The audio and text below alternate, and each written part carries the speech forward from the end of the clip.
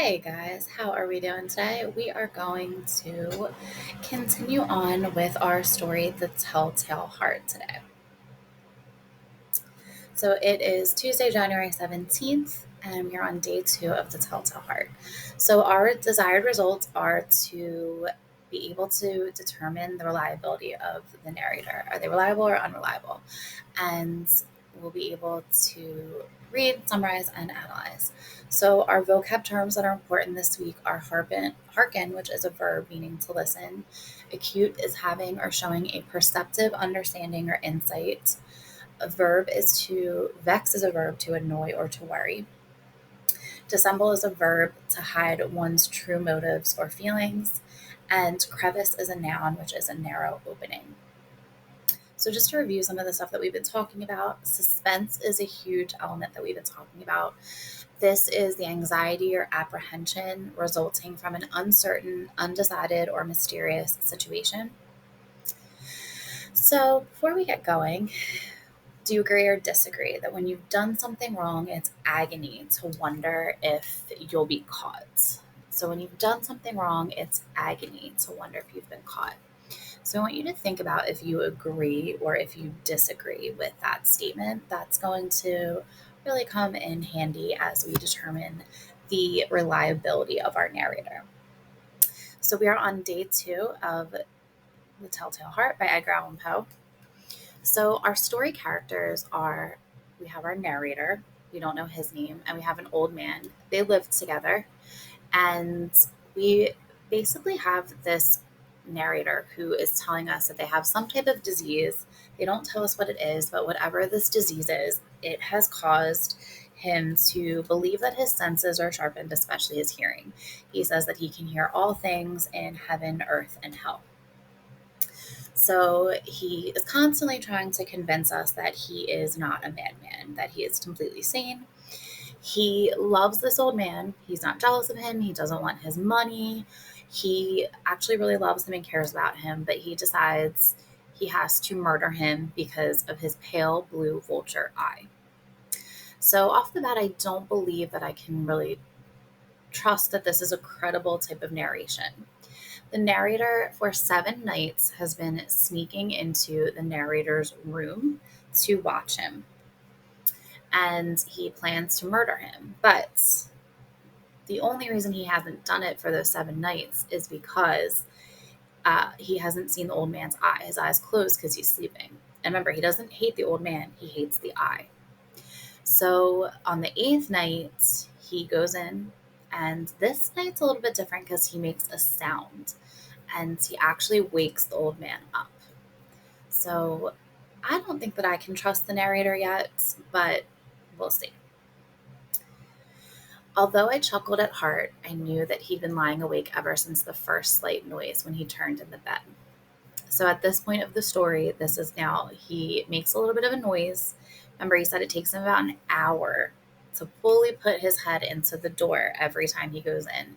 And he turns his lantern on just enough with a little crevice of lights that it goes over his face so he can see his eye. I knew he'd been lying awake ever since that first slight noise when he had turned in the bed.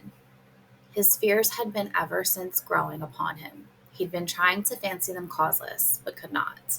He'd been saying to himself, "It's nothing but the wind in the chimney. It's only a mouse crossing the floor. It's merely a cricket which has made a single chirp." Yes, he's been trying to comfort himself with these suppositions, but he has found them all in vain because death in approaching him had not stalked with his black shadow before him and enveloped the victim. It was the mournful influence of the unperceived shadow that caused him to feel, although he never saw nor heard, to feel the presence of my head within the room. When I had waited a long time very patiently without hearing him lay down, I resolved to open a little, very, very little crevice in the lantern. So I opened it. You cannot imagine how stealthily, until a single dim ray, like the thread of a spider, shot from the crevice and fell upon the vulture eye. So, on this 8th night, he finally spots the vulture eye.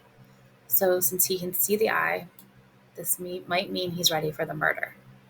It was open, wide open, and I grew furious as I gazed upon it. I saw it with perfect distinctness, all a dull blue with a hideous veil over it that chilled the very marrow in my bones. But I could see nothing else of the old man's face or person, for I had directed the ray, as if by instinct, precisely upon the damned spot. And now have I not told you that what you mistake for madness is but over acuteness of the senses? Now I say, there came to my ears a low, dull, quick sound, such as a watch makes when enveloped in cotton. I knew that sound well, too. It was the beating of the old man's heart. It increased my fury as the beating of a drum stimulates the soldier into courage. But even yet, I refrained and kept still. I scarcely breathed. I held the lantern motionless. I tried how steadily I could maintain the ray upon the eye. Meantime, the hellish tattoo of the heart increased. It grew quicker and louder every instant. The old man's terror must have been extreme. It grew louder, I say, louder every moment. You mark me well. I have told you that I am nervous, so I am. And now, at the dead of the hour of night, amid dreadful silence of that old house, so strange as noise as this excited me to uncontrollable terror. Yet, for some minutes longer, I refrained and stood still. But the beating grew louder. I thought the heart must burst. And now a new anxiety seized me. The sound would be heard by a neighbor. The old man's hour had come. With a loud yell, I threw open the lantern, leapt into the room. He shrieked once, only once. In an instant, I dragged him to the floor and pulled the heavy bed over him. I then smiled gaily to find the deed so far done. But for many minutes, the heart beat on with a muffled sound. This, however, did not vex me. It would not be heard through the wall. At length it ceased. The old man was dead. I removed the bed and examined the corpse. Yes, he was stone dead. I placed my hand upon the heart and held it there many minutes. There was no pulsation. He was stone dead. His eye would trouble me no more. If you still think me mad, you will no longer when I describe with what wise precautions I took for the concealment of the body. The night waned, and I worked hastily, but in silence. First of all, I dismembered the corpse. I cut off the head, the arms, and the legs. So, what is the narrator still trying to convince us of? He's still trying to convince us that he is not crazy. So he says, if you still think I'm crazy after all that I've done, I'm going to now tell you what I do with this old man's body. And there's no way. It is so thoughtfully planned out. You cannot believe that I'm still crazy after this. So he's like, I chopped his head, his arms, and his legs off, guys. No big deal. I then took up 3 planks from the flooring of the chamber and deposited it all between the scantlings. I then replaced the boards so cleverly, so cunningly that no human eye, not even his, could have detected anything wrong. But there was nothing to wash out, no stain of any kind, no blood spot, whatever. I had been too wary for that.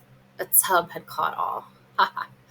Then I made an end of these labors. It was 4 o'clock, still dark as midnight. As the bell sounded the hour, there came a knocking at the street door. I went to open it with a light heart, for what had I now to fear? There entered 3 men who introduced themselves with perfect suavity as officers of the police. A shriek had been heard by a neighbor during the night. Suspicion of foul play had been aroused. Information had been lodged at the police office, and they, the officers, had been deputed to search the premises. I smiled, for what had I to fear? I bade the gentleman welcome. The shriek, I said, was my own in a dream. The old man I mentioned was absent in the country. I took my visitors all over the house. I bade them search well. I led them at length to his chamber. I showed them his treasures, secure, undisturbed. In the enthusiasm of my confidence, I brought chairs into the room and desired them here to rest from their fatigues, while I myself, in the wild audacity of my perfect triumph, placed my own seat upon the very spot beneath which reposed the corpse of the victim. The officers were satisfied. My manner had convinced them. I was singularly at ease.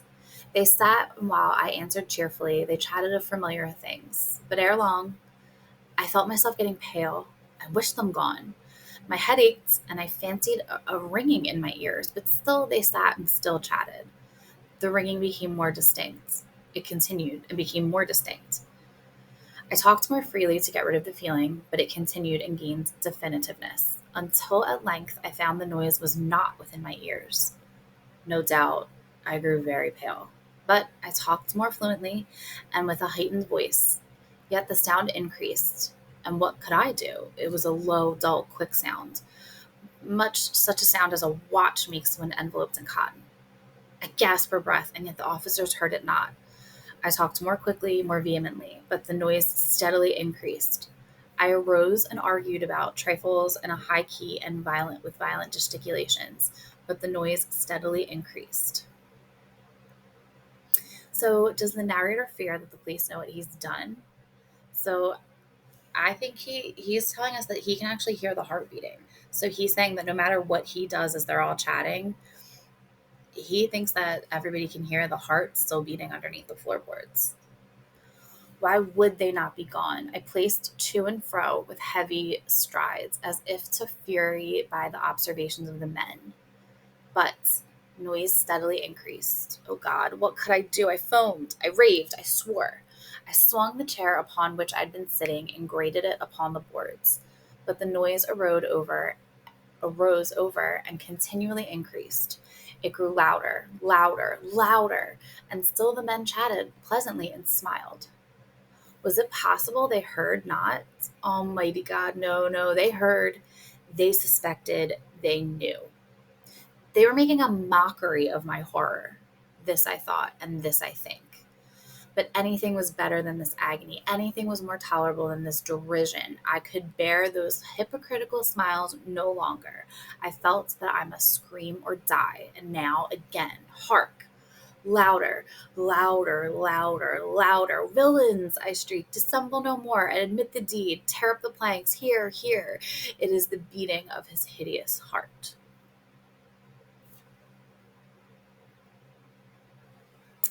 So, why did the narrator actually confess? And was the man's heart really beating that loud? So, I think that he was really thinking he had it down pat. He was like a know it all. He knew that he thought he'd planned it out pretty well. And he even lets them in. He's really audacious. He lets them sit right on the spot where he's buried the old man's body under the planks, and offers them coffee, shows them around. And I think that it's his guilt. Maybe it's his own heart beating that he can hear bumping in his chest. And that guilt is really playing with him. Now, while the police are here, he loses his mind because he thinks that they are mocking him. Now, I do not think the police did know. I think the police were talking and his guilt really got the best of him. So, is the narrator of the Telltale Heart reliable or unreliable? I would have to say he is unreliable. He tells us that he is not a madman. He's incredibly nervous.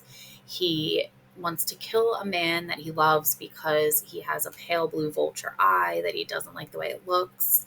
He keeps convincing us over and over and over again that everything that he's done is totally fine and seen because it's planned. So I think that even though it was so planned, his guilt eventually did get the best of him. All right. So you guys have an activity to complete today to go over a comprehension check. So have a wonderful rest of your day.